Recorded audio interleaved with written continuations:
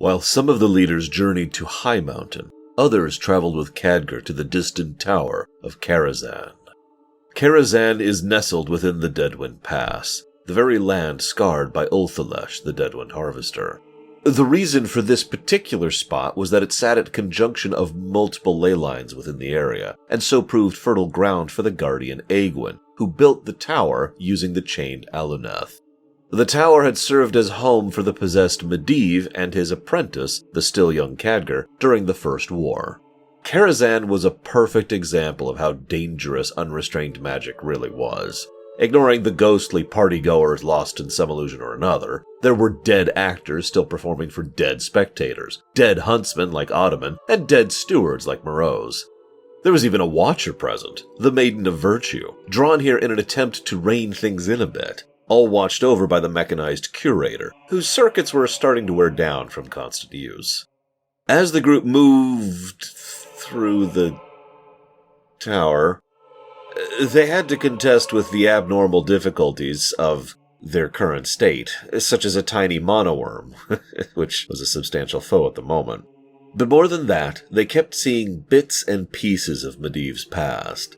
Medivh was born with a portion of Sargeras within him as part of the Dark Titan's plans to invade Azeroth. Medivh was the one who built and opened the Dark Portal originally, ushering in the First and the Second Wars. But he was slain in the early days of the First by his friends and his allies, freeing him from Sargeras' influence. The sheer power Medivh commanded, being the last of the Guardians, was substantial enough that his essence was retrievable by his mother, Aegwin, who at great cost summoned him back to Azeroth, that he might warn the young Thrall and Jaina Proudmoore of the second invasion of the Burning Legion, culminating in the Third War. Medivh had been quiet since, though it appears he's been active, both in the Nether, combating the Legion's efforts, as well as through Karazhan.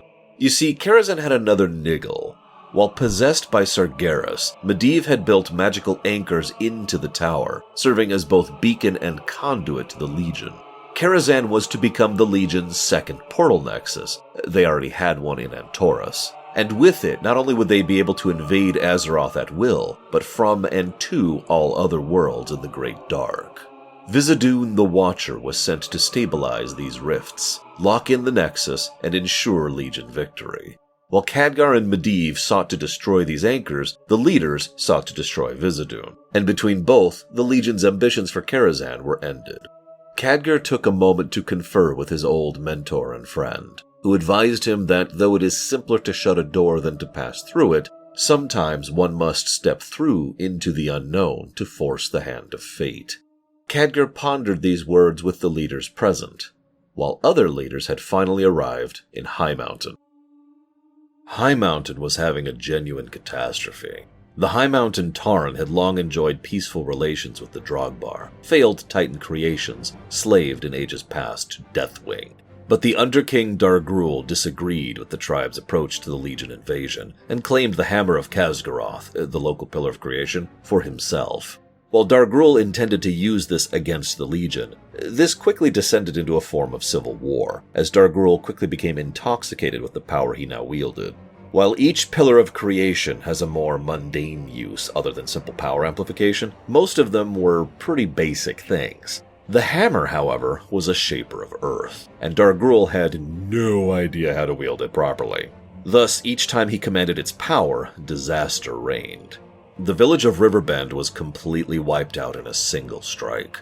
The only benefit was that such devastation was not his intention, and so Dargrul backed off for now, to learn to master the hammer and be more precise in his strikes. This gave the Highmountain denizens a chance to regroup. The leaders present were quickly sent to the corners of the mountain to rally and unify the various tribes.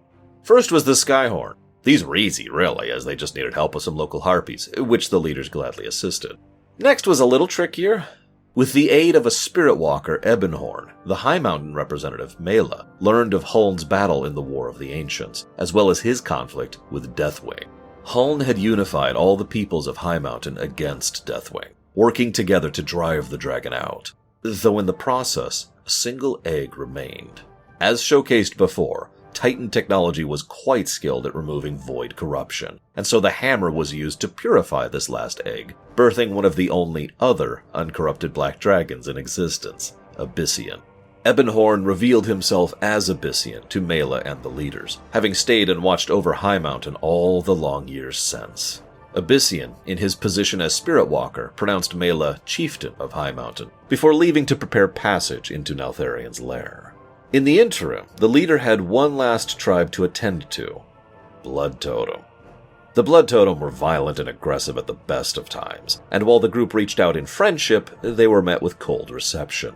One of the other Drogbar, Navarog, was imprisoned by the Blood Totem and cautioned the leaders, who upon looking into things discovered that Gul'dan was up to his old tricks again. The Blood Totem had already drunk of the Fel and taken the curse upon themselves, quickly coordinating with the demons to trap and slay the leaders. With Navarog's aid, they were able to escape the ambush and regrouped with Navarog and his tribe, who did not bend knee to Dargrul. The Blood Totem, who at this point were calling themselves the Fel Totem, declared a war of genocide upon Navarog's tribe, but the Drogbar regrouped and carefully cut off the Fel Totem bit by bit, until their chieftain was slain and their forces scattered to join the Greater Legion body elsewhere.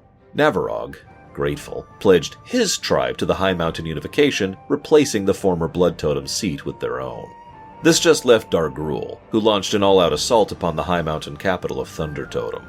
The unified Highmountain tribes faced them in the Snowblind Mesa, and with their combined strength were able to push back the majority of the charge and destroy much of Dargrul's army. Dargrul, at this point beginning to panic, retreated to Naltharian's lair, but Abyssian had not been idle. While the tribes sought to dig away at the obvious entrance to the lair, as a ruse, the leaders infiltrated via a side passage prepared by the Black Dragon. This cave was Deathwing's home back when he was known as Naltharian, before the Old God's corruption had taken him. In the long time since, his former slaves, the Drogbar, used it as their capital, and Dargrul claimed it as his throne, as a symbol of the unified army he intended to wield. The Cragshaper used Drogbar's unique earth-shaping skills to form his own siege golems, including Rockmara. Unfortunately, defeating it revealed their surprise attack, thus forcing the group to charge through as quickly as possible before the alarm could be sounded. Ularog, the Cragshaper, was a violent xenophobe who hated non-Drogbar and despised Navarog for even allowing anyone else in their sacred home. He was also convinced he could take the leaders on in direct combat, which proved advantageous, as with his fall, the alarm was effectively silenced. Beyond was yet another one of those terrible worm creatures. If you've been paying attention, one generally cannot control these worms, only endure them. And this one, buried so deep in the earth, was suffused with void energies, making it all the more dangerous. At the end was Dargrul, along with his elite bodyguards. By this point he was spitting with denial, insisting the hammer was his, and no one else could wield it, let alone outsiders like them. While Dargrul had spent the intervening hours wisely, attempting to master its power, this was nowhere near sufficient, and he was brought down. With Dargrul defeated, the long task of settling the remaining loyalist Drogbar remained, although this is a task Abyssian and Navarog would shoulder, alongside their fellow tribes. The leaders, for their part, took the hammer back into safekeeping in Dalaran. 2 down, 3 to go.